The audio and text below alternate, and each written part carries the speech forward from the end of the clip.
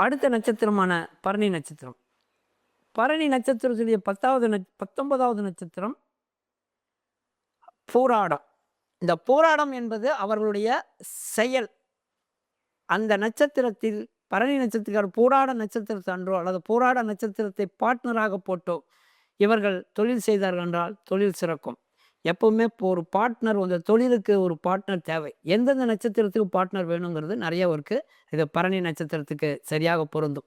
காரணம் என்னன்னா, அவர்கள் தனிமுறை செய்ய முடியாத ஒரு இருக்குது. அவர்கள் ஏறேனும் ஒரு துணை இருந்தால் மட்டும்தான் பரணி நட்சத்திரம் வேலை செய்யும். அப்போ புராடன் நட்சத்திரத்துக்காரர்களை அவர்கள் தொழிலில் ஒரு பார்ட்னராக சேர்த்து விட்டால், அப்போ அந்த போராட நட்சத்திரம் இவர்கள் தொழிலை மேம்படைய செய்வார்கள். இவர்களோடு சப்போர்ட் பண்ணுவாங்க.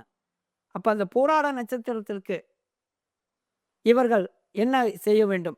என்னன்னா, முதல்ல என்னன்னா, இந்த பரணி நட்சத்திரத்துக்காரர்கள் சண்டை போடாதே இருக்க வேண்டும். ஒரு தொழிலை செய்யும் பொழுது அந்த 19வது நட்சத்திரம் போராட நட்சத்திரத்திற்கு முழு பொறுப்பையும் அவர்களிடம் கொடுத்துடணும்.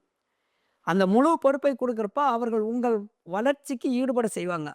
பரணிங்கிறப்பே உங்களுக்கு தொழில் ரீதியாக ஏதோ ஒன்று செய்ய வேண்டும் என்றால் கூட யாரோ ஒருவர் இருக்க வேண்டும். உங்கள் துணையாக உங்கள் கைப்பிடித்து கொண்டு செல்லக்கூடிய ஒரு வாய்ப்பை மற்றவர்களுக்கு நீங்கள் கொடுக்கணும், பரணி நட்சத்திரத்துக்காரர்கள். அப்போ அந்த பரணி நட்சத்திரக்காரர்கள் கொடுக்கும் பொழுது அவர்கள் சரியான தொழில் பார்ட்னர் யாருன்னா அந்த போராடம் தான்.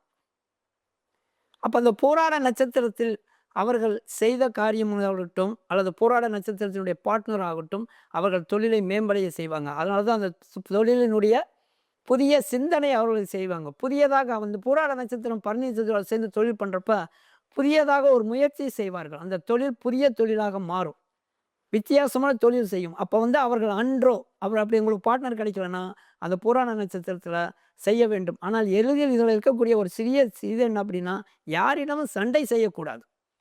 இவர்கள் சண்டை செய்தார்கள் என்றால்தான் சிக்கல் உங்களுக்கு.